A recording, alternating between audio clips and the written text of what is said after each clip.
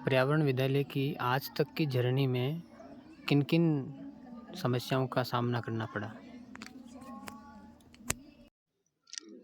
तो शुरुआत में 2 बड़ी-बड़ी समस्याएँ थी। एक तो ये कि जब हमें पता चला स्कूल के लिए तो पैसा ही नहीं है, तो एक चुनौती वो थी, भई थोड़ा बहुत पैसा तो चाहिए।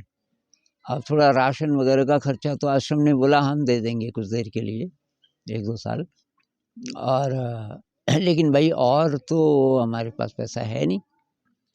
तो फिर सिरिल जी ने बोला, वो डायरेक्टर थे, उन्होंने बोला यार 1 आध साल के लिए शायद इनको हम 1-1 हज़ार रुपया दे सकते हैं टीचर्स को। अब टीचर्स कौन थे? ये भी बहुत बड़ी समस्या थी। तो पुराने जो टीचर्स थे वेल क्वालिफ़ाइड, तो उनका तो ट्रांसफ़र कर दिया गया था दूसरे प्रोजेक्ट्स में। और यहाँ तब नए लोग आए, तो कोई-कोई तो 8वीं पास ही थे। लोगों ने उनको माना ही नहीं कि ये टीचर हैं। कोई 8वीं पास थे, कोई 10वीं पास थे, कोई 12वीं पास थे।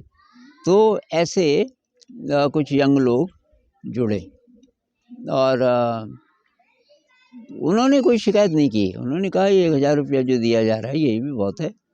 और तो एक चुनौती ये थी कि टीचर्स को तैयार करना। तरीके हमारे बहुत इनोवेटिव थे।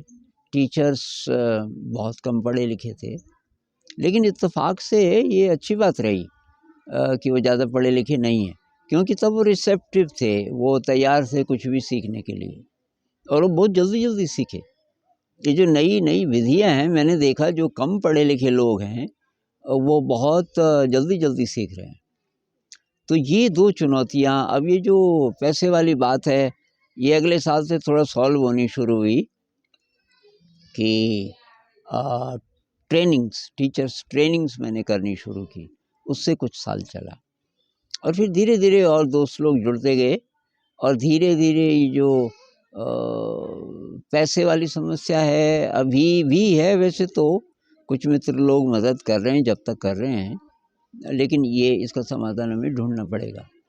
दूसरी प्रॉब्लम जो टीचर्स वाली है, वो भी चल ही रही है। अब टीचर्स को ट्रेन करो, 1 डेढ़ साल में वो थोड़ा तैयार होता है और फिर वो भी चला जाता है।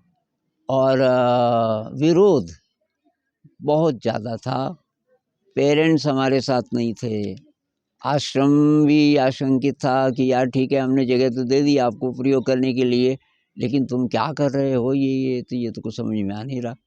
तो हमारे साथ शुरुआत में कोई नहीं था और ये भी अब काफ़ी कम हो गया। एक्सेप्टेंस है हो गई, ये तो मैं नहीं बोलता कि पेरेंट्स समझ गए हम क्या कर रहे हैं, लेकिन उनको ये लगने लगा है कि ये जो भी कर रहे हैं, जैसा भी कर रहे हैं, ख़राब नहीं कर रहे हैं। बच्चे तो अच्छे रिज़ल्ट्स आ रहे हैं, आगे चल कर के ये ज़िंदगी में सफल हो रहे हैं।